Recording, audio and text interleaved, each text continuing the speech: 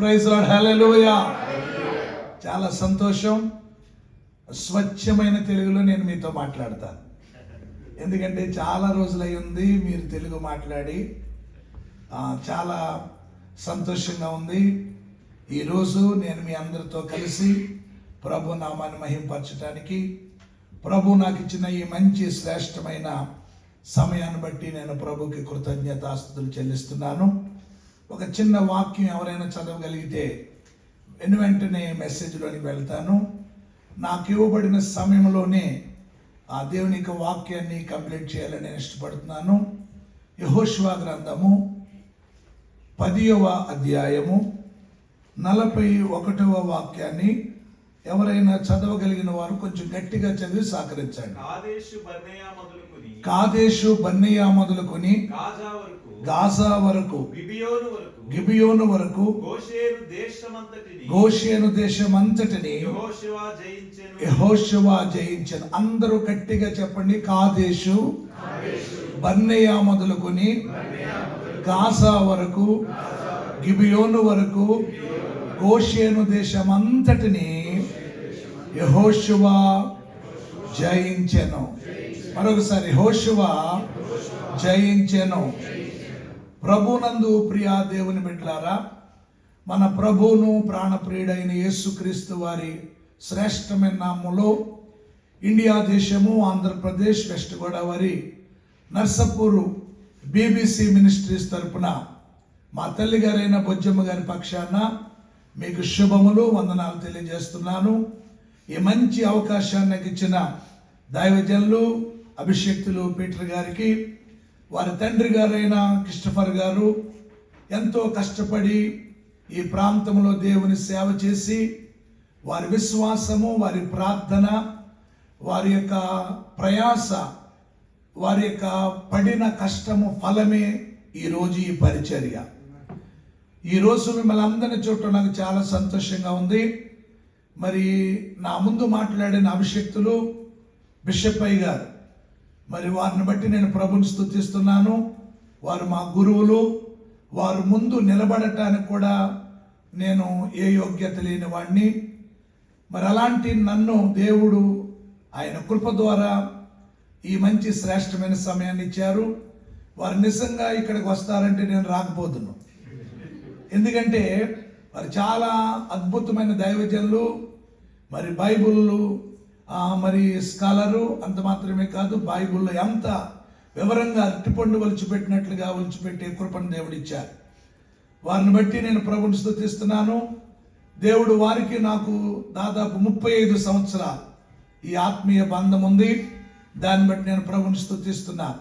నన్ను పరిచయం చేసిన సురేష్ అన్న గారికి, వారు నా ఆత్మీయ బిడ్డలు. వారి తండ్రి గారు యేసుపాదం గారు నాతో దాదాపు 20 సంవత్సరాల పరిచర్యలో సహకరించిన ఫ్యామిలీ. దేవుడు వారిని ఇక్కడ దీవించి స్థిరపరిచాడు. వారిని బట్టి నేను ప్రభుని స్తుతిస్తూ వారికి వందనాలు చెప్తున్నాను. అలాగే నా ఆత్మీయ కుమారులు మరి పోలిశెట్టి సురేష్ గారు దాదాపు 35 సంవత్సరాలు అయిన వయసు.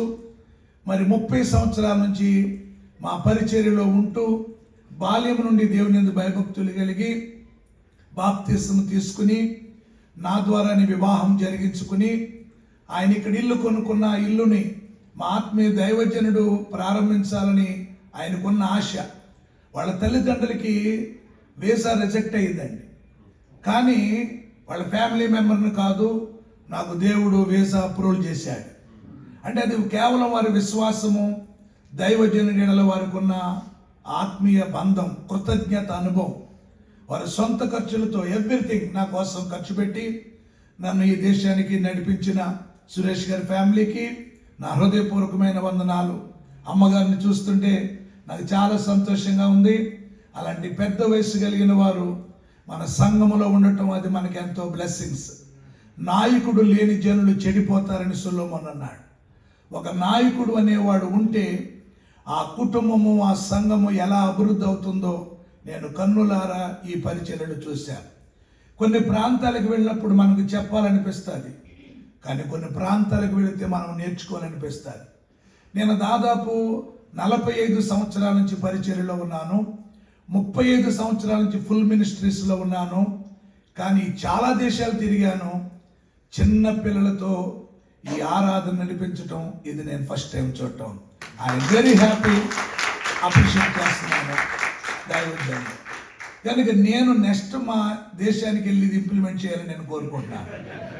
ఎందుకంటే నిజమే, నేను 25 సంవత్సరాల క్రితం ఈ ఆలోచన, ఈ థాట్ ఉన్నప్పుడు కొంతమంది పెద్దలు అణిచివేశారు.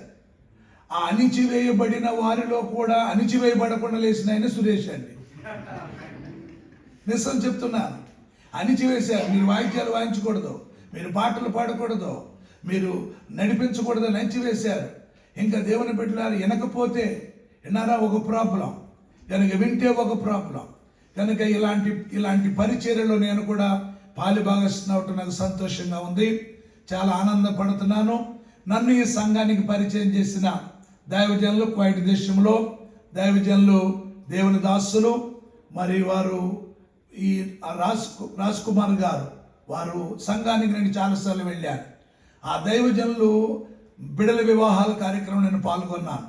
నేను ఇక్కడికి వస్తున్నానని చెప్పినప్పుడు వారు దైవజనులకు పరిచయం చేశారు. నిజంగా పిల్లలను చూస్తుంటే, యూత్ని చూస్తుంటే నాకు చాలా ముచ్చటేసి నేను కూడా అలా యూత్ని అయిపోతే బాగుండు అనుకున్నాను, కానీ నాకు టాప్ లేదు. కనుక నేను ఒకసారి కువైట్ దేశానికి వెళ్ళినప్పుడు ఫస్ట్ టైం మెసేజ్ చెప్పినప్పుడు ఓ సిస్టర్ మెసేజ్ విని, పాస్టర్ చాలా బాగా చెప్పారు మెసేజ్ అన్నారు. థ్యాంక్స్ అండి అన్నాను. మీకు ఒక చిన్న గిఫ్ట్ ఇవ్వాలనుకుంటున్నాను అంది. థ్యాంక్స్ అమ్మా అన్నాను. గిఫ్ట్ ఎలా పంపమంటారంటే, నేను బ్యాంక్ నెంబర్ ఇస్తానమ్మా అన్నాను. డబ్బులు కాదండి అంది.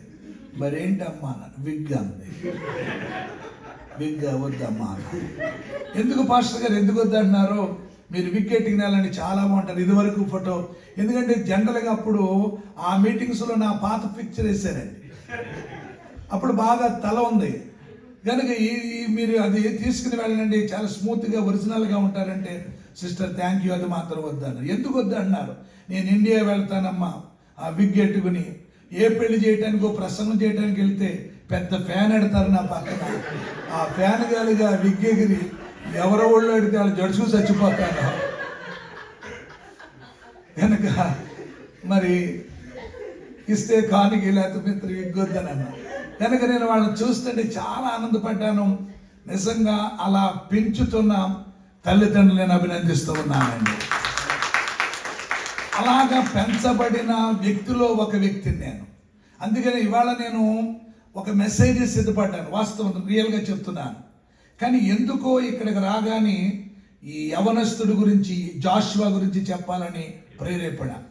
దానికి ముందు దైవజనులు కూడా ఒక జాషువాని జ్ఞాపకం చేశారు, నేనును నా ఇంటివారు. కనుక ఆ ఫ్లోలోనే వెళ్ళిపోతే చాలా బెటరు. అలా వెళ్ళటం అది ఆశీర్వాదం. ఎందుకంటే అలాంటి ఒక వ్యక్తిని నేను, మా తల్లి గారు, నేను నాకు ఇవ్వబడిన సమయంలోనే ముగిస్తాను. ఈరోజు ఈ పాస్టర్ గారు పల్లెటూరు పాస్టర్ గారు కదా, 3 గంటలు చెప్తాడేమో అని మీరు ఎవరు కంగారు పడద్దు. 3 గంటలు చెప్పగలుగును, 30 నిమిషాలు చెప్పగలుగును, 3 మినిట్స్లో కూడా కంప్లీట్ చేయగలుగును. మీరేమి ఆందోళన చెందొద్దు. ఫోన్ రాకపోయిన రింగ్ ఎట్టుకుని మాత్రం బయటికి వెళ్ళొద్దు. ఇది ఒక లేటెస్ట్ ట్రెండ్ అండి. ఫోన్ రాదు, రింగ్ ఎట్టుకుని వెళ్ళిపోతారు. కనుక ఎవరో రింగులో అలాగేం చేయొద్దు. అవకాశం ఉంటే స్విచ్ ఆఫ్ చేయండి, వైబ్రేషన్లో కూడా పెట్టుకోవద్దు. ఎందుకంటే నాకు తెలుసు కదా సిటీస్లో ఉన్న టెక్నిక్స్. కనుక చాలా తక్కువ సమయంలోనే దైవజనులు, నేను చెప్తున్నాను, 40 మినిట్స్ ఇచ్చారు. నేను 12:05కి స్టార్ట్ చేశాను, కంప్లీట్ చేస్తాను ఆ సమయంలోనే. ముందుగా ఎలాగ మా కుటుంబం రక్షించబడిందో మీకు కొన్ని నిమిషాలు చెప్తాను. మా తల్లి గారి పేరు బెజవాడ బొజ్జమ్మ, మా ఇంటి పేరు బెజవాడ, మా ఊరి పేరు నర్సపూర్, అన్నిటిలో పూరే మేము. అయితే మా తల్లి గారు 1900, మా తల్లిదండ్రులకి మేము 8 మంది పిల్లలమండి. విన్నారా? ఇప్పుడు 1 ముద్దు, 2 హద్దు, 3 వద్దు. అప్పుడు ఎంతమంది పుడితే అంత మంచిది. ఇప్పుడు అమెరికా దేశంలో పిల్లలకి అంటలేదు, కుక్కలు పెంచుకుంటున్నారు. అంటే పరిస్థితి అలాగ అయిపోయింది. పిల్లలతో మరి గుంజీలు తీయలేక ఒక్క బెడ్ ఉంటే వాళ్ళ మోకాలు గుంజరిగిపోతుంది. కనుక 8 మంది పిల్లలు మేము మా తల్లిదండ్రులకి. మా ఫాదర్ స్కూల్ హెడ్ మాస్టర్గా పనిచేసేవారు.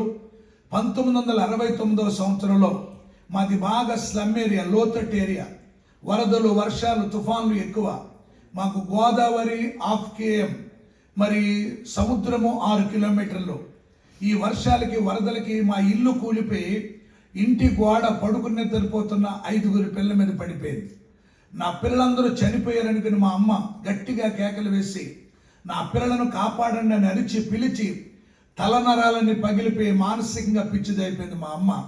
ఆ గోడ కింద ఉన్న పిల్లలను తీసి రక్తమడుగులో ఉన్న పిల్లలను కడిగి మా తల్లి గారికి చూపించిన మా తల్లి మామూలు మనిషి అవల. 3 సంవత్సరాలు మా నాన్నగారు ఆయన సంపాదించిన ఆస్తంతా కూడా మరి 3 సంవత్సరాలు భారతదేశంలో ఉన్న ప్రతి వైద్యుని దగ్గరికి వెళ్ళి ధనమంతా ఖర్చు పెట్టి వైద్యం చేయించిన ఫలితం శూన్యం.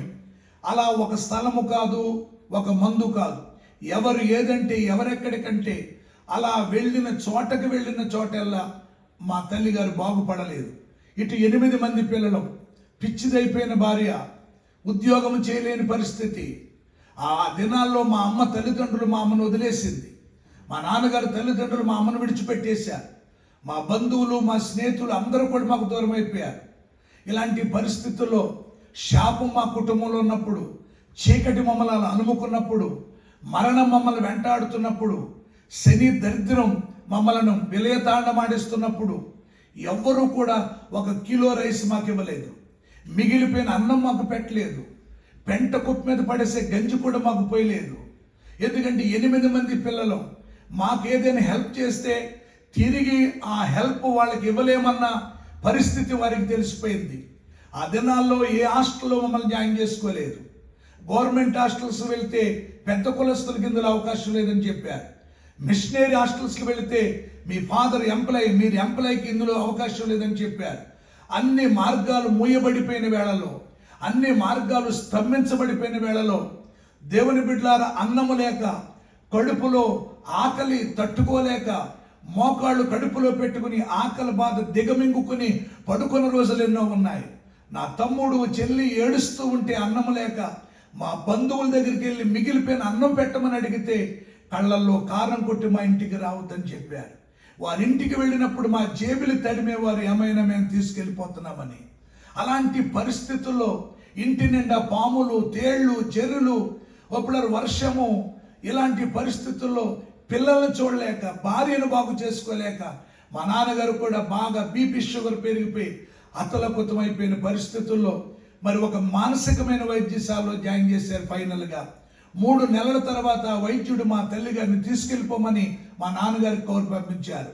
ఆ డాక్టర్ గారి దగ్గర నుంచి మా తల్లిని తీసుకొస్తూ అమలాపురం దగ్గర నుండి గన్నవరం 13 కిలోమీటర్లు నడుచుకుంటూ బస్ ఎక్కడానికి ఛార్జీలు లేక ఆ గోదావరి వంతెన మీదకి తీసుకెళ్ళి మా అమ్మగారిని గోదావరిలోకి త్రోసివేసి ఇంటికి వచ్చేయాలనుకున్నాడు మా నాన్నగారు. ఎందుకంటే ఇంక ఏ మార్గము లేదు. ఇంటి నిండా దేవుని బిడ్డలారా మరి ఇంటి చుట్టూ అప్పుల వారు తిరుగుతున్నారు. వచ్చిన శాలరీ అంత అప్పుల వారు తీసుకెళ్ళిపోతున్నారు. ఇలాంటి దీన పరిస్థితుల్లో ఆదరించేవారు అవమానపరిచిన వేళలో, చేరదీయవలసిన వారు చెదరగొట్టే పరిస్థితుల్లో, ప్రేమించేవారు ద్వేషించిన వేళల్లో, అంధకారం ఆపదల సుడిగుండంలో మా కుటుంబం చిక్కుకుంది. నర్సపూర్లో ఒక హాస్పిటల్ ఉంటుంది, ఓల్డ్ ఎండి హాస్పిటల్ అని. దాని ఎదురుగుండా ఒక ఫంక్షన్ హాల్ ఉంటుంది. ఆ ఫంక్షన్ హాల్లో పెళ్ళిళ్ళు జరుగుతూ ఉండేవి. మా ఇంటికి బాగా సమీపాన ఆ ఫంక్షన్ హాల్ ఉండేది. మా చెల్లి ఏడుస్తూ ఉంటే ఆ ఫంక్షన్ హాల్కి తీసుకెళ్ళి అందరితో పాటు భోజన పంక్తిలో కూర్చున్నాం. కడుపు నిండా అన్నము తినొచ్చని ఆతృతతో దేవుని బిడ్డలారా ఆకలితో ఉన్న మేము ఆ టేబుల్ మీద కూర్చున్నప్పుడు ఆ పెళ్లి తాలూకా వాళ్ళు వచ్చారు.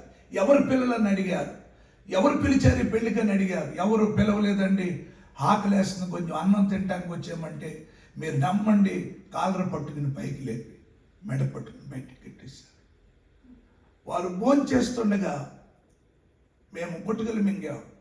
వాళ్ళు భోంచేసిన ఇస్తర్లు బయట పాడేస్తే వారు పడేసిన ఇస్తర్లో కుక్కలతో పాటు, పందులతో పాటు అన్నము ఏరుగు తిన్న దౌర్భాగ్యమైన పరిస్థితి మాది. ఎంత దీన పరిస్థితికి వెళ్ళిపోయాం ఒక్కసారి ఆలోచించండి. ఎంతోమంది బంధువులు ఉన్నారు, ఎంతోమంది స్నేహితులు ఉన్నారు. ధనం ఉన్నప్పుడు 16 ఎకరాల భూమి మా నాన్నగారు మా అమ్మగారి కోసం ఖర్చు పెట్టారు. 150 కాసులు బంగారు మా అమ్మగారి కోసం ఖర్చు పెట్టారు. చాలా ఉన్నతమైన కుటుంబం, చాలా ఆస్తి ఉన్న కుటుంబం ఒక వ్యక్తి కోసం మా జీవితం జీరోగా అయిపోయింది. ఇలాంటి పరిస్థితుల్లో నా ప్రియమైన దేవుని బిడ్డలారా, 8 మంది పిల్లల్ని చంపుకోలేక, పిచ్చిదాన్ని చంపుకోలేక, ఏం చేయాలో అర్థము కాలేని పరిస్థితుల్లో మా నాన్నగారు గోదావరిలోకి తులసివేయాలనుకున్నాడు. ఆ భిక్ష మీద జనం అటు ఇటు తిరుగుతుంటే ఎవరైనా చూస్తారేమని భయం వేసి ఇంటికి తీసుకొచ్చి ఒక కట్టె తీసుకొని చావు దెబ్బలు కొట్టి చంపేస్తూ ఉంటే, అలాంటి ఒక ఆత్మీయ తల్లి గారు పరుగెత్తుకుంటూ వచ్చి, ఎందుకంటే మాస్టర్ ఇలా చంపుతారు, దీనికి ఒక మందు ఉంది, మార్గం ఉందని చెప్పి ఆ రక్తమడుగులో ఉన్న మా తల్లిని పైకి లేవనెత్తి ఒక టవల తలకు చుట్టి వైద్యుడి దగ్గర తీసుకెళ్ళి ఆ పగిలిపోయిన తలకి స్టిచ్చింగ్స్ వేయించి కట్లు కట్టించి ఇలాంటి ఆత్మీయ దైవజనుడి దగ్గర తీసుకెళ్లారు. 1972 డిసెంబర్ 22, 69లో మానసికంగా పిచ్చిదైపోయిన మా తల్లిని 72వ సంవత్సరం డిసెంబర్ నెల 22వ తారీఖున ఇలాంటి చర్చికి తీసుకెళ్ళి, అయ్యా ఈవిడి పేరు బెజవాడ బొజ్జమ్మ, వీళ్ళు హిందువులు, యేసుప్రభు ఎవరో తెలియదు, 3 సంవత్సరాల క్రితం పిచ్చి పట్టింది, ఏ మందు ఏ వైద్యం ఏ దేవుడు అనబడిన వాడు ఈమెను బాగు చేయలేదు, యేసుప్రభు నిజంగా దేవుడు అని చెప్తున్నారు, యేసుప్రభు పాపులకు రక్షకుడు అని చెప్తున్నారు, యేసుప్రభు రోగులకు వైద్యుడు అని చెప్తున్నారు.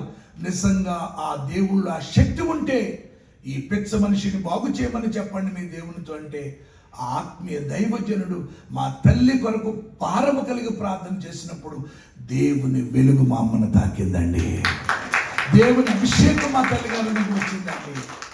వెంటనే ఆమెలో ఉన్న మానసికమైన రుగ్మతలు, ఆమెను పట్టి పిడుస్తున్న ప్రతి దురాత్మ శక్తులు యేసు ప్రభు తొలగించాడు, ఆమెను మామూలు వ్యక్తిగా చేశాడు. ఇది మా జీవితంలో యేసే చేసిన ఒక అద్భుతమైన మిరాకిల్, సూచక్రియ. ఎప్పుడైతే యేసు ప్రభు మా తల్లిని బాగు చేశాడో, తల్లిదండ్రుల ప్రేమ, అత్తమామల ప్రేమ, భర్త ప్రేమ, మనుషుల ప్రేమ, అందరి ప్రేమ చూసిన ఆ తల్లి, ఇంతమంది ప్రేమ కంటే గొప్ప ప్రేమ యేసయ్య ప్రేమ. ఆ ప్రేమమూర్తిని అంటుకట్టుకుంది, ఆ ప్రేమమూర్తితో విలీనమైపోయింది.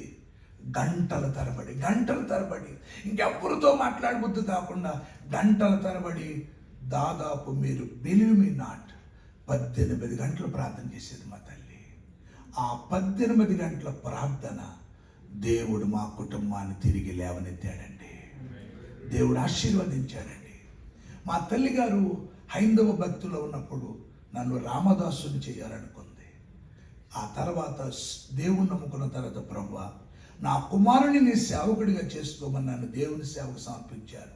మా తల్లి గారికి 8 మందిలో నన్ను దేవుని సేవకిస్తే, నేను దేవుని సేవలోనికి వచ్చిన తర్వాత మా ఇంట్లో 8 మంది కూడా దేవుని సేవే చేస్తున్నామండి.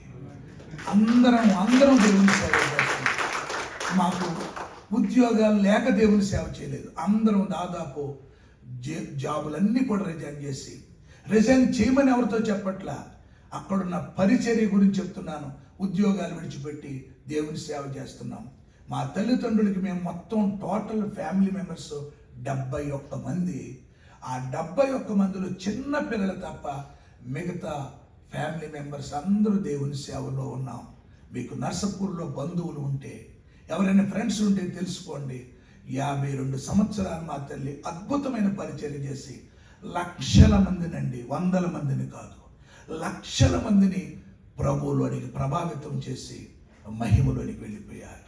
నర్సపూర్లో 2500 మంది సంఘానికి కాపరిగా ఉన్నాను. 13 బ్రాంచ్ సంఘాలు దేవుడిచ్చాడు. 35 దేశాలకు వెళ్ళటానికి దేవుడు కృప చూపాడు. అనేకమైన పాటలు నేను రాశాను. దేవుని బిడ్డలారా, అనేక దేశాలకు నేను వెళ్ళాను. మరి ఈ దేశానికి కూడా నా ఆత్మీయ కుమారుడు పిలిస్తే, ఆయన ఆహ్వానిస్తేనే వచ్చాను తప్ప నేనే ప్రయత్నం చేసి ముందు వచ్చి ఎక్కడ సంఘము స్థాపించడానికి రాలేదు.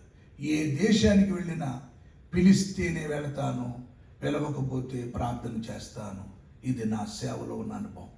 ఇలాగ ఎన్నో పాటలు రాసి సంఘ కాపరిగా ఉండటమే కాకుండా సువార్థికుడిగా ప్రపంచ దేశాలకు వెళ్ళాను. ఈరోజు ఏ జ్ఞానం లేని నన్ను, ఏ భాష ప్రావీణ్యత లేని నన్ను కేవలం దేవుని కృప ద్వారా దేవుడు ఇలా వాడుకుంటూ దైవజనులు సంఘానికి రావటం, నేను రాకముందే ఒక దైవజనుడు నా కోసం రెఫర్ చేయటం, ఇది నాకు చాలా ఆనందం. దేవుని బిడ్డలారా, ప్రవక్తని తెలిసి ఆ ప్రవక్తను చేర్చుకున్నవాడు ప్రవక్త ఫలం పొందుతాడు. కనుక నేను నమ్ముతున్నాను, దేవుడి సంఘాన్ని దేవుడు దీవించబోతూ ఉన్నాడు. ఆమేన్. ఈ పరిచయను దేవుడు దీవించబోతున్నాడు. మా తల్లి గారు 8 మంది పిల్లల దగ్గరికి, ఒక్కొక్క బిడ్డ దగ్గరికి వచ్చి 2 గంటలు ప్రార్థన చేసేది. ప్రభువా, నా బిడ్డలు లోకంలో గొప్పోళ్ళు అవ్వాలని నేను చేయట్లేదు, ఆస్తిపరులు అవ్వాలని చేయట్లేదు, నా పిల్లలందరూ నీ పాదాల దగ్గర ఉంచుకొని ఆయన అని ప్రార్థన చేస్తుంది. మేమందరం దేవుని సేవలో ఉన్నాం. ఇప్పుడు ఈరోజు వాడబడ్డారే ఈ పిల్లలు, రేపు వాళ్ళు దేవుడు ఒక బిల్లి గ్రామంలో దేవుడు వాడుకోబోతున్నాడు, ఒక జాషువాలా దేవుడు వాడుకోబోతున్నాడు, ఒక రేనాల్డ్ బంకిలా దేవుడు వాడుకోబోతున్నాడు. అందుకని సొలొమోను ఉన్నాడు, బాలుడు నడవలసిన త్రోవానికి అద్భుతమండి.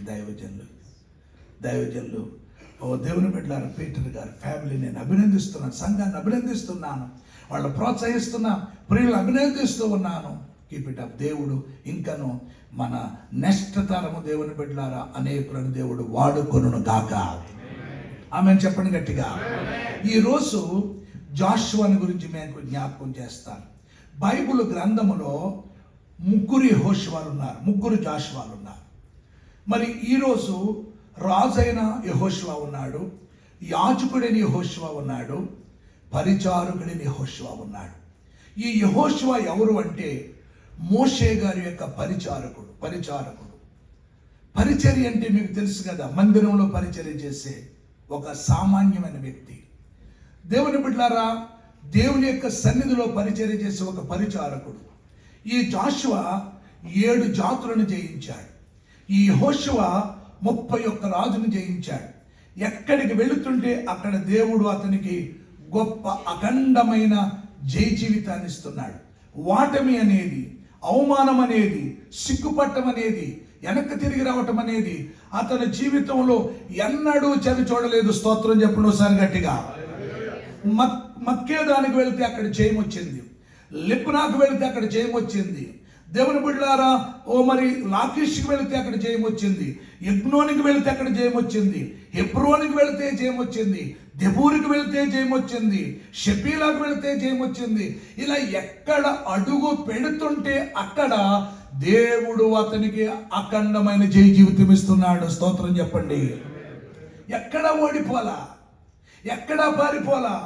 ఇంత గొప్ప జయ జీవితానికి గల కారణం ఏంటంటే యెహోషువ అనగా అర్థము యెహోవా నా రక్షకుడు అని అర్థం.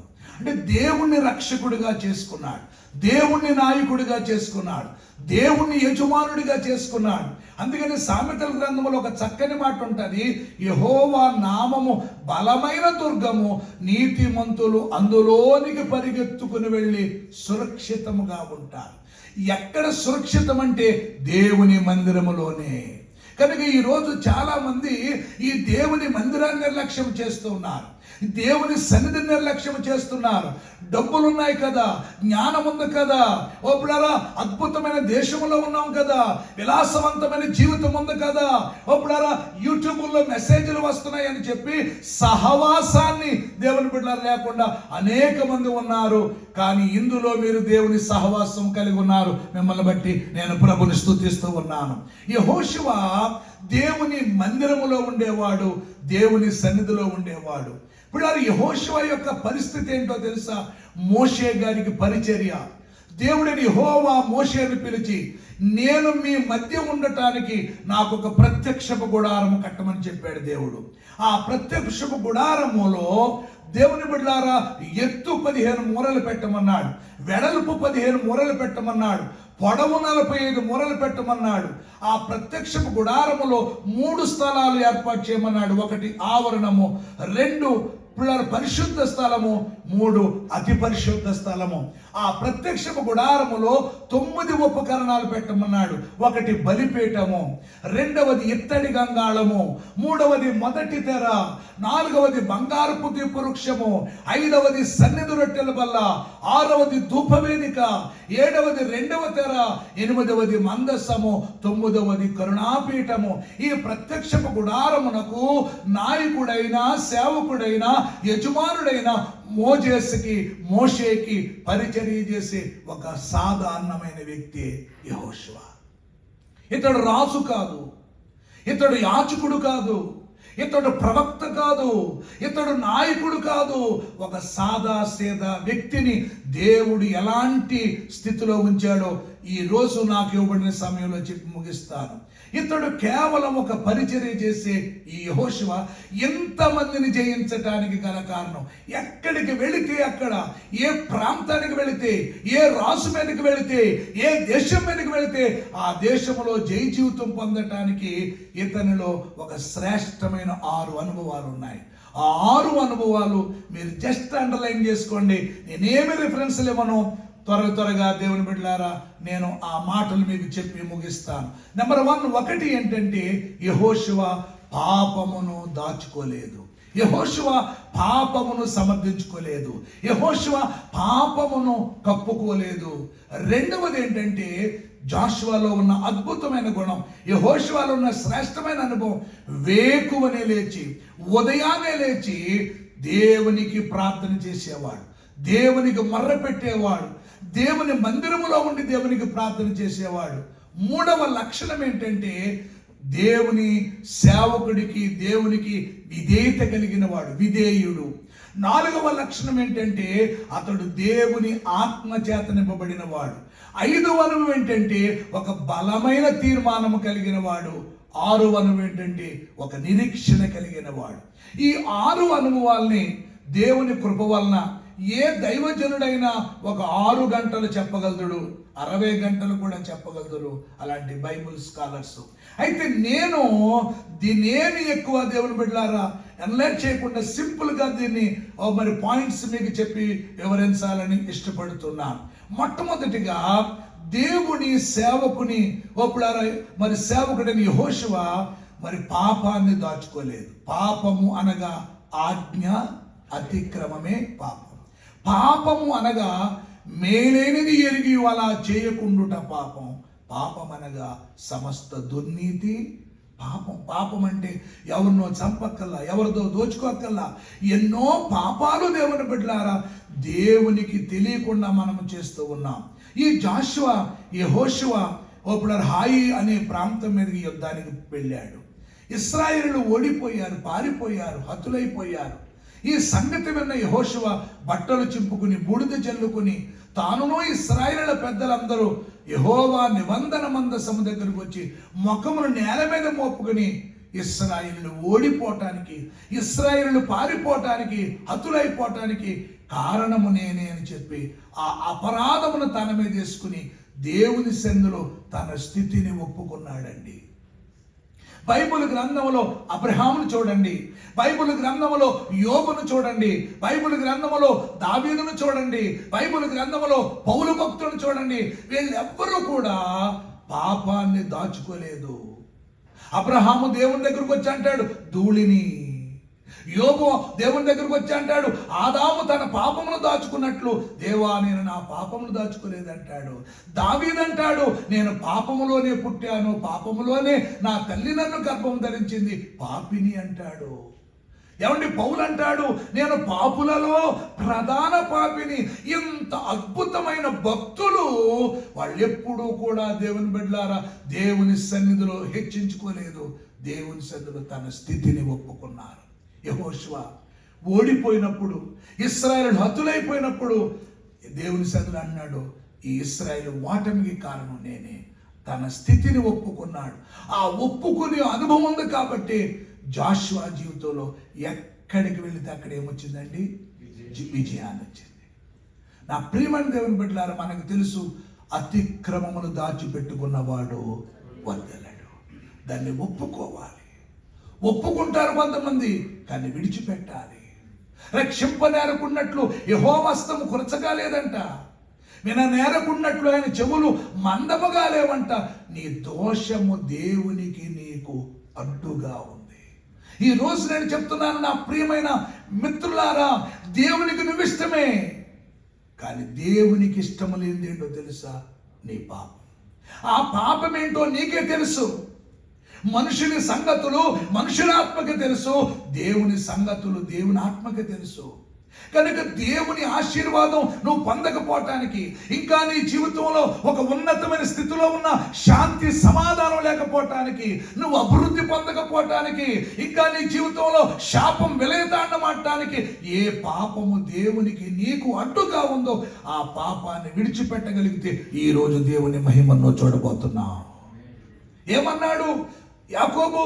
ఇదిగో మీ వస్త్రములు మార్చుకోండి, మీ ఇంట్లో ఉన్న విగ్రహములను బయట పాడేయండి, మనము లేచి బేతేలికి వెళతాం.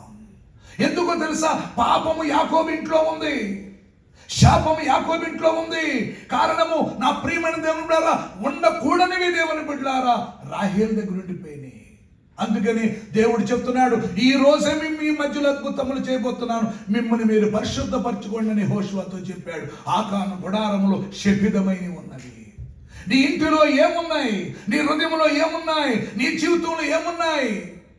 ఒక ఉన్నతమైన పరిస్థితిలో ఉన్నావు, నువ్వు కంఫర్ట్ జోన్లో ఉన్నావు, ఎవరికి తెలియని ప్రాంతంలో ఉన్నావు.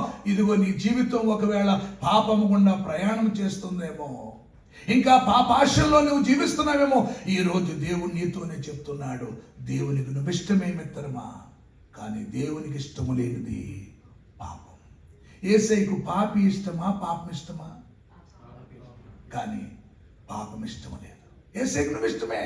నువ్వు అనుకున్నావు నేను ఎంత ప్రార్థన చేసినా, నేను ఎంత దేవునికి సమీపాన్ని ఉన్నా, ఎంత మంచి ఆఫరింగ్ ఇచ్చినా దేవుడు నన్ను పట్టించుకుంటలేదు. దేవుడికి నువ్వు ఇష్టమే, కానీ ఇష్టం లేనిది పాపం. చూడండి, పూర్వదినాల్లో చిన్న పిల్లలకి తల్లి పాలు ఇచ్చేది.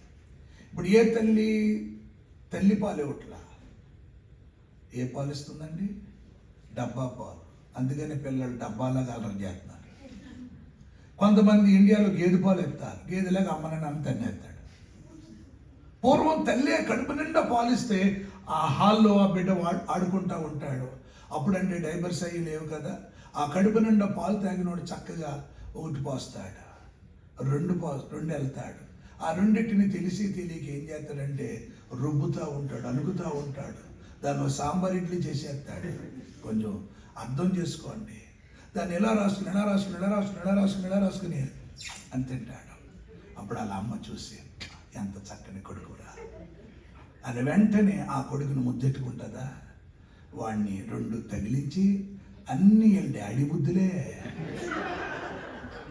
అయ్యా నాన్న బుద్ధులా, లేకపోతే లోపల ఉంటుంది కదా అత్తగారు ముసలిదే, అన్ని అత్తగారు బుద్ధులే, అమ్మమ్మ బుద్ధులుండవు, మమ్మీ బుద్ధులు కాదు. అక్కడ కూడా మొదలరు.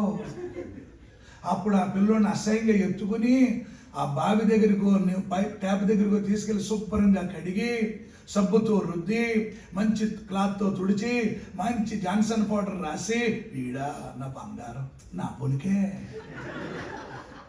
ఎప్పుడు ఈమె పొలిక అంటే ముందు ఈవిడ కొడుకు కదా, ముందు దేవుని బిడ్డలారా ఈమెకు పిల్లల కుమారుడు కదా. ఎందుకు ముందు తల్లి ముద్దెట్టుకోలేదో తెలుసా? తల్లికి కొడుకు ఇష్టమే, కానీ కొడుకు అంటుకున్న కంపు తల్లికి ఇష్టం లేదు. యేసేకు నువ్వు ఇష్టమే ఈరోజు. అందుకని నిన్ను మరచిపోయినా నన్ను మరచిపోలేవు, నిన్ను విడిచి వెళ్ళినా నన్ను వీడిపోలేవు. ఎందుకింత ప్రేమ నాపై యేసయ్యా, ఎందుకింత ప్రేమ నాపై యేసయ్యా. ఏ రుణమో ఈ బంధము, నా ప్రేమమూర్తి తాళలేను నీ ప్రేమను. నా ప్రాణమైనావు నీవు, ప్రాణమా నా ప్రాణమా అనండి, ప్రాణమా నా ప్రాణమా, నేనంటే నీకెందుకు ఈ నన్ను మరచిపోవెందుకు, నా ఊసే నీకెందుకు ఓ యేసయ్యా, నన్ను మరచిపోవెందుకు. క్లాప్స్ కొడుతూ కష్టాలలో పాడండి, కష్టాలలో వ్యాధులలో బాధలలో కన్నీళ్ళలో కడగండ్లలో వేదనలో శోధనలో నా ప్రాణమైనావు నీవు. చప్పుడు కొడుతూ ప్రాణమా నా ప్రాణమా, ప్రాణమా నా ప్రాణమా, నేనంటే నీకెందుకు ఈ ప్రేమ, నన్ను మరచిపోవెందుకు, నా ఊసే నీకెందుకు ఓ యేసయ్యా, నన్ను మరచిపో. ప్రార్థించకపోయినా పలకరిస్తూ ఉంటావు, మాట వినకపోయినా కలవరిస్తూ ఉంటా. రెండోసారండి. ప్రార్థించకపోయినా పలకరిస్తూ ఉంటావు, మాట వినకపోయినా కలవరిస్తూ ఉంటావు. ఎందుకింత జాలి నాపై యేసయ్యా, యేసయ్యకు మన మీద జాలి, ఎందుకింత జాలి నాపై యేసయ్యా. మళ్ళీ ఎందుకింత జాలి నాపై యేసయ్యా, ఎందుకింత జాలి నాపై యేసయ్యా. ఏ బలమో ఈ బంధము, నా ప్రేమ ముద్ది తాళలేను నీ ప్రేమను. ఏ బలమో ఈ బంధము, నా ప్రేమ ముద్ది తాళలేను నీ ప్రేమను. పాడాలి. నా ప్రాణమైనావు నీవు యేసయ్యా, ప్రాణమా. పాడాలి. నా ప్రాణమా, అందరూ కలిసి ప్రాణమా, నా ప్రాణమా, నేనంటే నీకెందుకు ఈ ప్రేమ, నన్ను మరచిపోవెందుకు. అందరం ఒకసారి ప్రైజ్ లార్డ్ చెప్దాం. హల్లెలూయా. మంచి వాయిద్య సహకారం అందించిన ప్రియులకు థాంక్స్ అండి. హల్లెలూయా. యేసయ్యకు మనం ఇష్టమే, కానీ యేసయ్యకి ఇష్టం లేనిది ఏంటో తెలుసని అపరాధం.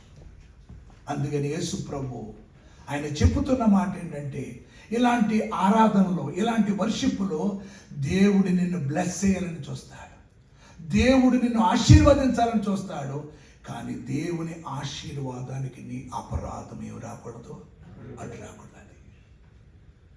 నీ పితరులు చేసిన ప్రార్థన, నీ కుటుంబం చేసిన ప్రార్థన, నీవు చేసిన ప్రార్థన ఫలముగా ఆశీర్వదించాలని దేవుడు వచ్చినప్పుడు నీ దోషము దేవునికి అడ్డు రాకూడదు. కనుక ఏది మనం ఇంకా దేవునికి ఇష్టం లేనిదో అది తీసుకోగలిగితే జోషువకి ఇచ్చిన జయాన్ని దేవుడు ఇవ్వబోతున్నాడు. అతనిలో ఉన్నది ఒప్పుకునే జీవితం. రెండవది ఏంటో తెలుసా? వేకువనే లేచి, ఉదయాన్నే లేచి, పెందల కడే లేచి దేవునికి మొర్ర పెట్టేవాడు. ప్రార్థన, speaking with God, communication with God, fellowship with God. దేవుని పిల్లలకి మనిషికి శ్వాస ఎంత ముఖ్యమో, పీల్చుకునే శ్వాస కానీ క్రైస్తవునికి ప్రార్థన అంత ముఖ్యం. ప్రార్థన కప్పు లాంటిది, టాపు లాంటిది. ప్రార్థన కంచి లాంటిది. ప్రార్థన నీకు ఆయుధం, ప్రార్థన నీకు ప్రాకారం. యోబు చుట్టూ ఏముందండి? కంచె ఉంది. అంటే యోబు ఏం చేసేవాడు తెలుసా? తెల్లవారుజామున బలులర్పించుచు వేకువని లేచి దేవునికి ప్రార్థించేవాడు. జాషువా జీవితంలో యెహోషువ గ్రంథం 1:3, యెహోషువ గ్రంథం 6:12 చదవద్దు, కానీ అతడు వేకువని లేచి, ఉదయాన్నే లేచి దేవునికి మొర్ర పెట్టేవాడు. మన ఉదయాన్నే లేచి ఏం చేస్తాం? గుర్రెడతాం. పెద్ద పెద్ద ఇండియాలో బాకాలు ఉంటాయండి, కొట్టాలంట. అందులోంచి వస్తాయండి పాటలు. అలాగ గుర్ర కీబోర్డ్లో కూడా దొరకని రాగాలు. ఇంకొకడు గుర్ర ఎడితేనండి ఇంక పక్కోడి ఇంక లేచిపోవటమే. నేను దూర ప్రాంతాలు వెళ్ళినప్పుడు ట్రైన్ ఎక్కుతానండి, అమ్మయ్య పడుకోవచ్చురా అనుకుంటాను, 72 సీట్లోంచి 72 రాగాలు. ఇంకా డిలేట్ అయిపోతున్నాను ఇద్దరు. కనుక మనం మర్ర పెట్టాలి. యోవేలుతో దేవుడు చెప్తున్నాడు, మత్తులారా మత్తులారా అన్నాడు, భక్తులారా అలా ఏమన్నాడు, మత్తులారా లేచి మర్ర పెట్టండి. యెహోషువ వేకువని లేచి దేవుని కృపను వెతికేవాడు. సోమరుడు కాదు, బద్ధకస్తుడు కాదు, చురుకైన వాడు. అందుకని సొలొమోను అన్నాడు, సోమరి చీమల వద్దకు వెళ్ళంటే ఒక సోమరుడు అన్నాడు, చీమల్ని నా దగ్గరికి రమ్మని అన్నాడు. అంటే సోమరుడికి ఫౌండరాడు. సోమరి చీమల వద్దకు అంటే వేకువని లేచి దేవుని కృపను వెతికాడు. మనం ఏం వెతుకుతాం? ఉదయాన్నే లేచిపోతాం, వంటగదిలో కిచెన్లోకి వెళ్ళిపోతాం, ఫ్రిడ్జ్ డోర్ తీసేస్తాం, పాలున్నాయేమో జగ్గుడు కాపీ, పెద్ద పెద్ద కప్పులండి. ఇప్పుడు ఆ కప్పుల మీద నచ్చినట్టు ఫోటోలండి. అంతంత కప్పులతో కాపీలు టీలు తాగితే ఎదర వెనక పెరకేమవుతుంది, ఎన్ని కిలోమీటర్లు నడితే తరుగుతుంది. ఎప్పుడు ప్రార్థన చేస్తావు? భోజనం చేసినప్పుడు ప్రార్థన చేస్తావు, ప్రభువా ఇలాంటి కంచాలు 3 తినిలే సాయం చేయనైనా, తిన్నండి అరిగిపోవాలి ప్రభువా, చేప ముళ్ళు అడ్డవాడకూడదు నాయన, ఏసు రక్తమే చేయి, కోడి మాసమే బలం. అయిపోయింది ప్రార్థన. మళ్ళీ ఎప్పుడు ప్రార్థన చేస్తావు? పడుకునేవాడు ప్రార్థన చేస్తావు, ప్రభువా రాత్రంతా మంచి నిద్రనైనా, ఏమి డిస్టర్బెన్స్ ఉండకూడదు నాయన. ఇండియాలో అయితే కొంతమంది ఏం చేస్తారు తెలుసా, కరెంటు పోకుండా చూడైనా, దోమలు పుట్టకుండా కాపాడినైనా. అంటే యేసు ప్రభు ఆల్ అవుటా, గుడ్ నైటా? చూడండి ఎంత విచిత్రమైన ప్రార్థన. నేను ఒకసారి మచిలీపట్నం వెళ్తే, మచిలీపట్నం వాళ్ళు ఎవరైనా ఉంటే బాధపడకండి, ఒక ఆవిడ ప్రార్థన చేస్తున్నా, ప్రభువా నేను పడుకుంటున్నానే, ఏదో పిల్లలతో చెప్తాను లైట్లు ఆర్పేసి తాళాలేసి పడుకున్నట్టు నేను పడుకున్నాను నాయన, నా చుట్టూ నీ బంగారపు దూతను కాపలా పెట్టవా. ఏ దూతలంట? ఈవిడ తలకాయ పనసకాయలాగా ఎంత ఉంది, ఈ తలకాయకి ఏ దూతలంట? పైపెచ్చి అంటది, ప్రభువా నా చుట్టూ నీ దూతను పాతేయి. అంటే స్టాండర్డ్గా రాడ్లా పాతెత్తే ఈవిడ రాత్రంతా గొర్రెట్టి నిద్ర వద్దా. అంటే మన జీవితంలో ఎప్పుడు ప్రార్థన చేస్తాం? దేవుని బిడ్డలారా, ఇండియాకి వెళ్ళినప్పుడు మరలా అమెరికా వచ్చేయాలి, ఇంటర్వ్యూలు పాస్ అయిపోవాలి, వీసా కోసం, ఉద్యోగం కోసం. కష్టం వచ్చినప్పుడు బలహీనతలో ప్రార్థన చేస్తాం. ప్రతి క్రైస్తవుడు దావీదు అన్నాడు, ప్రార్థన ధూపమలే చేతులెత్తుడ సాయంకాలపు నైవేద్యమలే నీ దృష్టికి అంగీకారములగునుగాక. ఒక చక్రవర్తి అండి ప్రతి రాత్రి ఏడుతున్నాడంట, ఒక రాజు అండి ప్రతి రాత్రి ఏడుతున్నాడంట. ఒక డాక్టర్ లీడర్ని పట్టుకోలేం భూమి మీద ఇక్కడ ఇండియాలో. ఒక చక్రవర్తి ప్రతి రాత్రి ఏడుతున్నాడంట, అతని కన్నీళ్ల చేత పడక తేలిపోతుందంట, పరుపు కొట్టుకుపోతుందంట. ఆలోచించండి, ఏమేం చేయండి.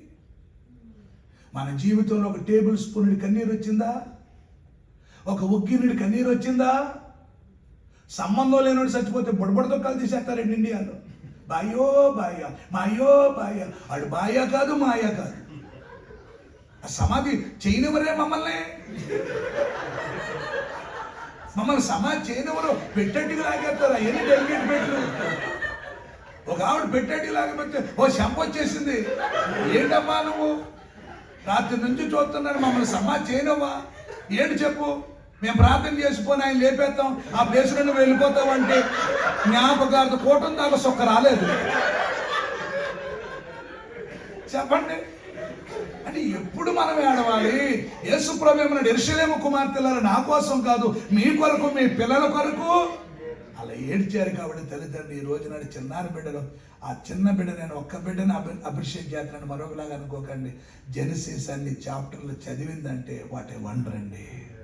నిజంగా అలాంటి బిడ్డలు ఎస్తేర్లు అవరా, అలాంటి బిడ్డలు దెబోరాలు అవరా, అలాంటి బిడ్డలు రూతులు అవరా, అలాంటి బిడ్డలు ద్వారకాలు అవరా.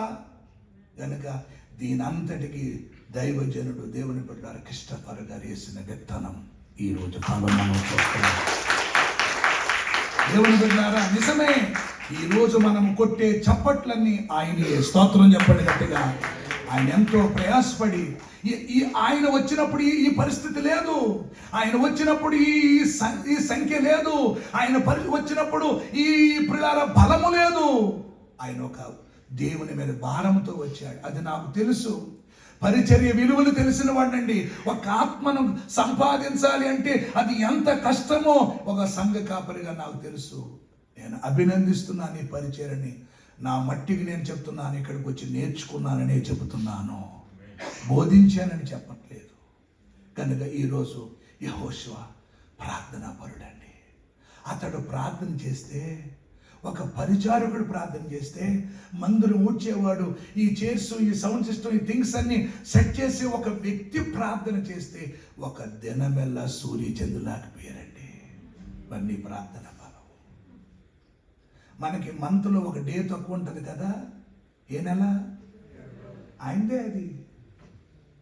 సూర్యుడు చంద్రుని ఆపేశాడు. సూర్యుడు గిబియోనులో, చంద్రుడు అయ్యాలో ఆగిపో, శత్రువుల మీద పగ తీర్చుకునే వరకు యుద్ధం ఆగకూడదంటే సూర్యుడు చంద్రుడు ఆగిపోవాలి. ఒక సామాన్యుడు ప్రార్థన చేస్తే, అంటే సృష్టిని శాసించే శక్తి ఎక్కడొచ్చిందో తెలుసా? పరిశుద్ధతలో, ప్రార్థనలో. నీ ప్రార్థన బలం ఎంతో తెలుసా? మా అమ్మ కర్ర పట్టుకోలేదు, మా అమ్మ ఆయుధం పట్టుకోలేదు మమ్మల్ని మార్చడానికి. నా బిడ్డలు నీ సేవ చేయాలని ప్రార్థన చేసింది. ఆ ప్రార్థన ఈరోజు మీ మధ్యలో నిలబడ్డాను. తల్లి, ఈరోజు నాటి కిడ్స్ యూత్ సర్వీసులో దేవుడు ఎందుకు మమ్మల్ని నడిపించాడు?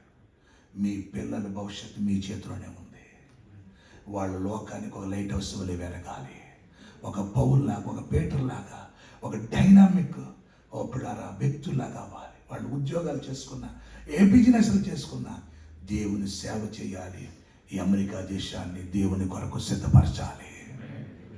క్రైస్తవ్యం తక్కువైపోయిందండి, భక్తి తక్కువైపోయిందండి, ఆత్మీయ తక్కువైపోయిందండి. దేవుని సేవకులు లేపబడాలి, సువార్త చెప్పేవారు లేపబడాలి. అలాంటి చిన్న బిడ్డలు అనేక స్థలాల్లో ప్రజెంట్ చేయాలి. యెహోషువ 1000 కోట్ల నుంచి ప్రార్థన చేసేవాడు. ఆ ప్రార్థనే అతని జీవితానికి సక్సెస్ తీసుకొచ్చింది. జై జీవితం. నీ ప్రార్థన శక్తి అంతా ఒకసారి ఆలోచించు. మా తల్లి దినానికి 18 గంటలు ప్రార్థన చేసేది. ఆ 18 గంటల ప్రార్థన ఈరోజు మేమందరం దేవుని కృపలో ఉన్నాం. మూడవది విధేయుడు. చెప్పండి, ఏంటండి? విధేయుడు. చెప్పాలో సార్ చెప్పండి. విధేయుడు అంటే ఘనతకు ముందు ఏముంటుందో తెలుసా? వినయం. నాశనానికి ముందు. అందుకని మరియమ్మ గారు అన్నారు, ఆయన మీతో చెప్పినది చెయ్యండి, మాట వినండి. వాస్తవానికి అదొక పెద్ద స్టోరీ, చెప్పటానికి టైం కాదు. శిష్యులు ప్రశ్న వేయాలి, వాళ్ళు ప్రశ్న వేయలేరు, చెప్పింది చేశారు. వారు నీళ్లు నింపారు. ఇప్పుడు ప్రభు అన్నాడు, ముంచి బిందు ప్రాధాన్యత తీసుకెళ్ళండి అన్నారు. వారు ముంచుతుండగానే వాటర్ బికమ్ వైన్, నీళ్లు రంగు మారిపోయినాయి, త్రాగితే రుచి మారిపోయింది, పరిణయములో ఉన్న లోటు తీరింది.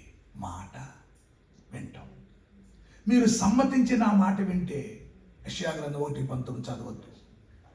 భూమి మీద మీరు భూమి యొక్క మంచి పదార్థాలు అనుభవిస్తారు. కీర్తన గ్రంథంలో నా ప్రజలు నా మాట వింటే నీకు ఎంత మేలు, నీకు ఎంత మేలండి ఆయన మాట వింటాం. కనుక నీ క్షేమకాలమందు నేను నీతో మాట్లాడుతున్నాను కానీ నువ్వు నా మాట వింటలేదని దేవుడు బాధపడుతున్నాడు. ద్వితీయోపదేశకాండం చదవద్దు. 28వ అధ్యాయము 1 నుండి 14 వరకు ఉన్న ఆశీర్వాదాలు అనుభవించాలంటే ఆయన మాట వినాలి.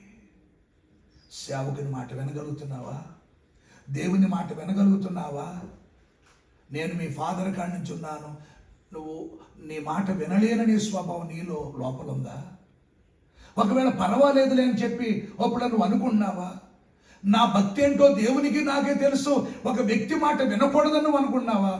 ఖచ్చితంగా దేవుని సేవకుడు మాట వినాలి.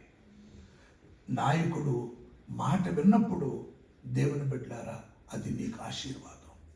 మోషే ఏం చెప్పాడు? బైబిల్ గ్రంథంలో ఉంది. యెహోషువ గ్రంథం 11:15 చదవద్దు. ఏం చెప్పాడు? ఒకటి అతడు చేయక విడవలేదు. ఆ విధేయతే ఆయనకి విజయాన్ని చేకూర్చింది. స్తోత్రం చెప్పండి గట్టిగా.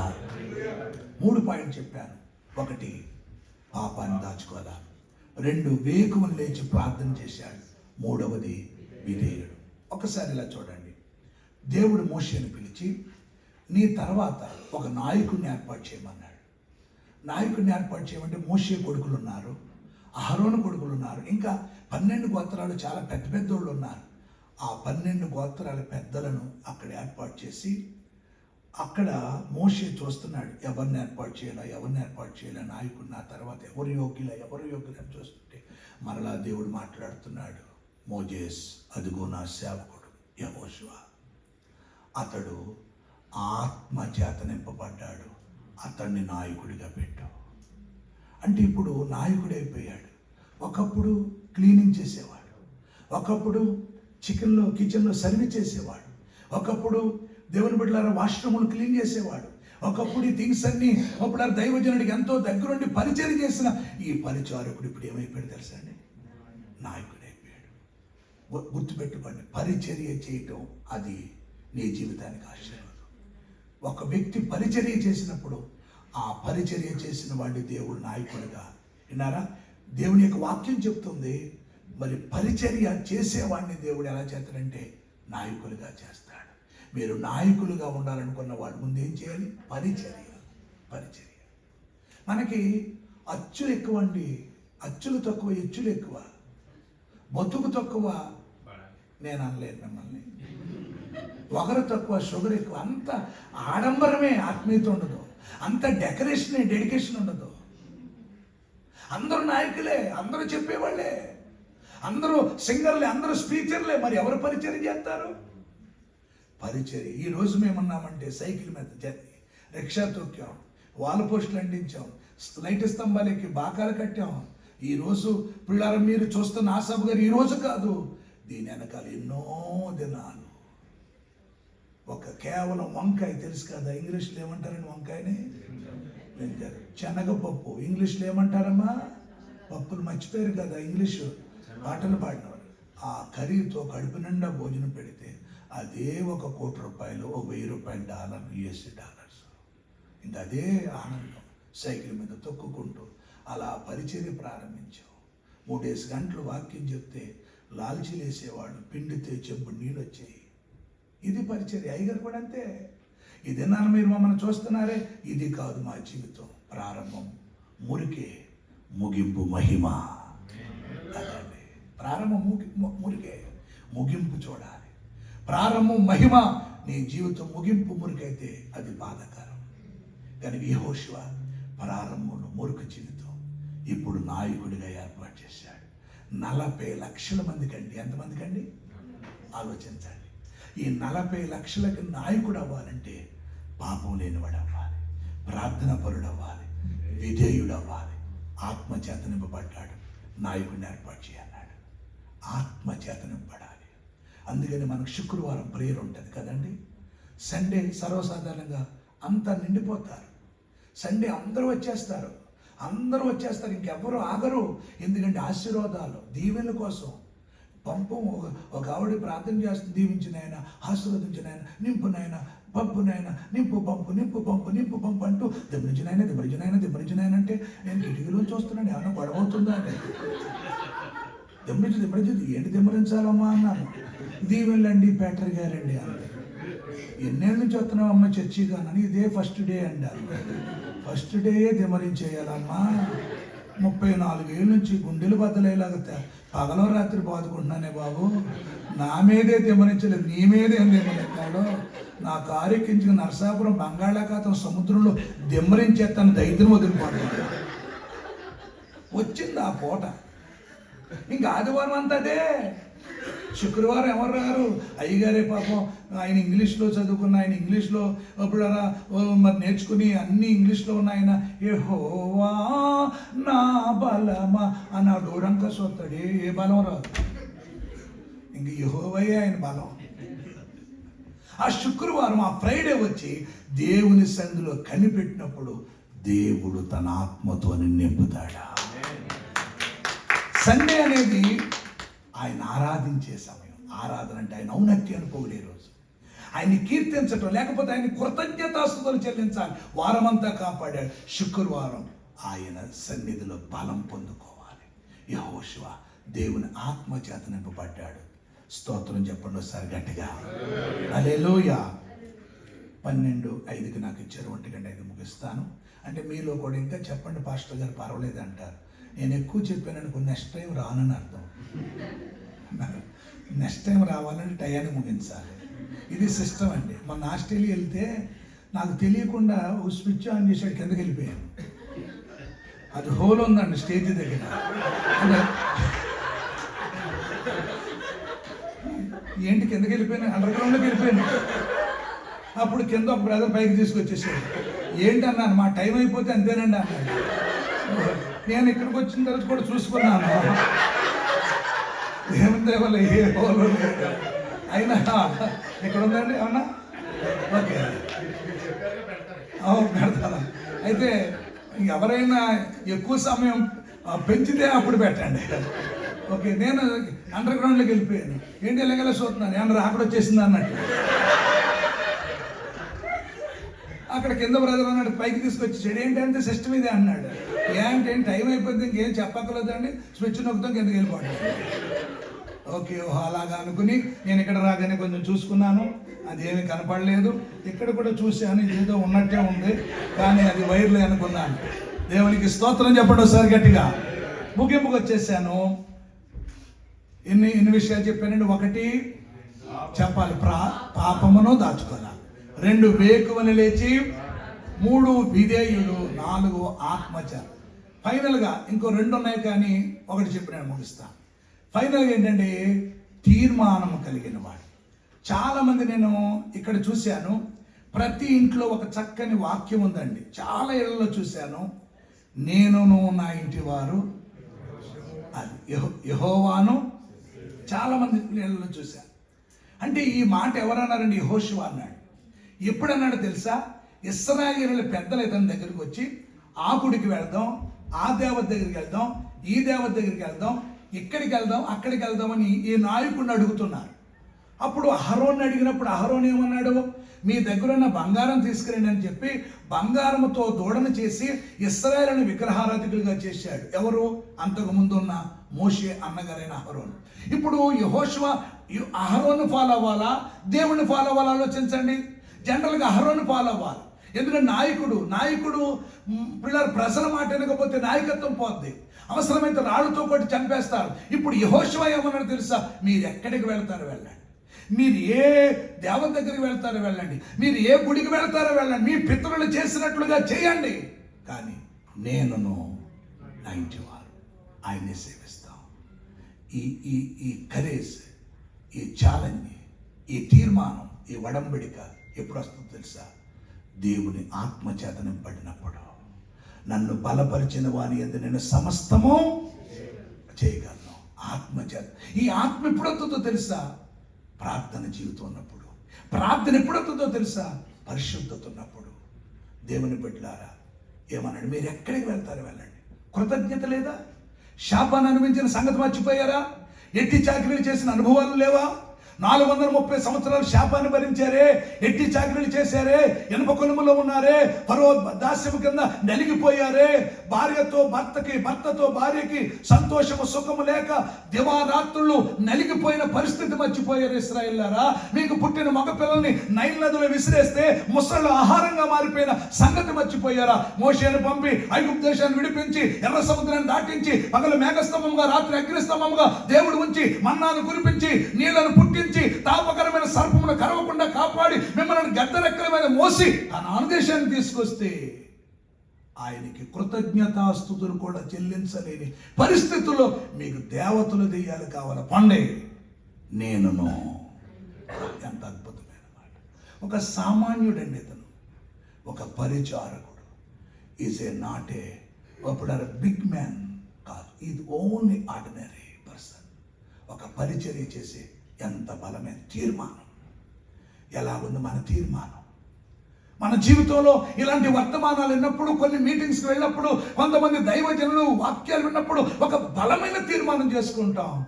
బయటికి వెళ్ళిన తర్వాత ఆ తీర్మానాలు జారిపోతాయి, ఆ తీర్మానం నుండి తొలగిపోతాం. యెహోషువ ఎప్పుడు ఉన్నాడు తెలుసా, నాయకుడైన తర్వాత. మనం కష్టాల్లో, హాస్పిటల్లో, రోగులుగా ఉన్నప్పుడు, ఉద్యోగం లేనప్పుడు, దీనస్థితిలో, ఇంక ఏ ఆధారం లేనప్పుడు చాలా చాలా తీర్మానాలు చేసుకుంటాం. కానీ కొంచెం దేవుని బిడ్డలారా పెరిగిన తర్వాత ఆ తీర్మానం నుండి తొలగిపోతాం. యెహోషువ తత్వం ఏంటో తెలుసా? నలుగురితో పాటు ఒకళ్ళ వాళ్ళతో ఏకీవించలే. మనోళ్ళ స్టైల్ ఎలా ఉంటుందో తెలుసా? నలుగురితో పాటు నతానియేలు, కులంతో పాటు కొన్నేలు, అందరితో పాటు ఆంద్రియ. అర్థం అవ్వలేదు. ఏ ఎండకి ఇది బాగా అర్థం అవుతుంది. ఏ ఎండకి ఆ గొడుగు అని మన ఆంధ్రాలు అంటారు. జస్ట్ తెలంగాణకి వెళ్తే గల్లీ అంటారు కదా, వీధి అంటారు, గల్లీ అంటారు. ఏ గల్లీకి వెళ్తే ఆ పాట. చూడండి, గంగిరెద్దుడు వస్తాడు క్రిస్మస్ టైంలో, తితి తితి తితి తితి తితి తితి తితి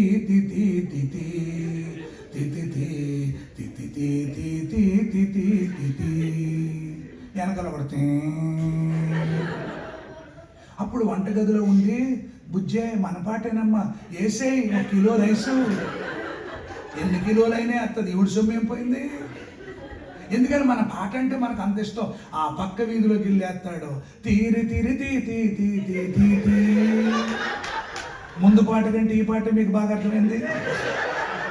అక్కడ ఆ పాట, ఇక్కడ అంటే ఏ ఎండకి, ఏ వీధికి వెళ్తే అహరోన్లా చేయలేదు యెహోషువ. ఒక బలమైన తీర్మానం, ఒక బలమైన నిర్ణయం. ఆ తీర్మానమే అతని జీవితంలో విజయ పతాకాలు ఎగరవేసింది. విజయదశగా ఉంది, జై జీవితం పోయింది. అలాంటి జై జీవితం ఒక సామాన్యుడు, ఒక యవనస్తుడు యెహోషువ లాంటి యవనస్తుడు మన సంఘములో లేపబడుదురు కాక. చిన్న ప్రార్థన చేస్తాను, కళ్ళు మూసుకోండి. ప్రేమ కలిగిన తండ్రి, పరిశుద్ధుడైన దేవ, మహాగణుడా, మహోన్నతుడా, నీ ఘనమైన దివ్యమైన నామానికి వందనాలు, స్తోత్రాలు చెల్లిస్తున్నాను. ప్రభు, ఏయుటిసి ప్రభు, ఈ యొక్క నైనా తండ్రి పరిచర్యలో నీ దాసులు పీటర్ గారిని, వారి తండ్రి గారిని, క్రిస్టఫర్ గారిని, అమ్మగారిని, వారి కుటుంబాన్ని, ప్రభు సంఘమంతటిని అయ్యా తండ్రి ప్రభా, నైనా తండ్రి ప్రభా, ఈ అట్లాంటా యునైటెడ్ తెలుగు చర్చిల్లో ఒక బలమైన సాధనగా మీరు వాడుకుంటున్నందుకు స్తోత్రాలు. ఇదిగో నీ దాసులు తండ్రి ప్రభా నాకు ఇచ్చిన సమయాన్ని బట్టి వందనాలు. యెహోషువను గురించి కొన్ని మాటలు చెప్పడానికి ఇచ్చిన కృపకై స్తోత్రాలు. మా జీవితంలో ఒకవేళ తీర్మానం లేని వారిగా ఉన్నామా, నీ ఆత్మచేత నింపబడలేని పరిస్థితుల్లో ఉన్నామా, ప్రార్థనా జీవితాలు మాకు లేవా, ఒకవేళ ఇంకా ఏ దోషాలతోటైనా అపరాధములతో మేమున్నామా, మా జీవితంలో శాంతి సమాధానం లేని పరిస్థితుల్లో ఉన్నామా, మీరు ఒక సామాన్యమైన ఒక వ్యక్తిని నిలబెట్టి మాతో మాట్లాడారు. అయ్యా తండ్రి, చెప్పబడిన ప్రతి మాట బిడ్డల హృదయంలో స్థిరపరచబడును గాక. ఒక నూతన తీర్మానాలు, నూతన నిర్ణయాలు, నూతన అనుభవాలతో ప్రభు బిడ్డల ముందుకు సాగటానికి కృప చెప్పండి. బిడ్డల కొరకు నేను ప్రార్థిస్తున్నాను. ఏ బిడ్డ ఏ కష్టముతో, ఏ శ్రమతో, ఏ బాధతో, ఏ అవసరంతో ఉన్నాను ప్రభా, ఇదిగో తండ్రి, ఈ మీటింగ్ అయిన తర్వాత కూడా వారి కొరకు వ్యక్తిగతంగా ప్రార్థన చేసినప్పుడు వారి జీవితంలో అద్భుతాలు జరగాలయ్యా. అయ్యా తండ్రి, నీ దాసుని యొక్క కుటుంబాన్ని, అమ్మగారిని, పరిచర్యను నీ చేతులకు అప్పగిస్తూ ప్రభువా, నీ చిత్తమైతే, నీ ఆకాశమైతే మరొకసారి మేమందరం ఇలా కలుసుకునే భాగ్యం దయచేయమని, సాక్ష్యాన్ని, వాక్యాన్ని ప్రభు బిడ్డలో స్థిరపరిచి అనేకులకు ఇది ఆశీర్వాదకరంగా ఉంచమని, మహిమ పొందమని నజరేయుడైన యేసుక్రీస్తు నామములో అడిగి వేడుకుంటున్నాను మా పరలోకపు తండ్రి. ఆమేన్. చాలా వందనాలండి.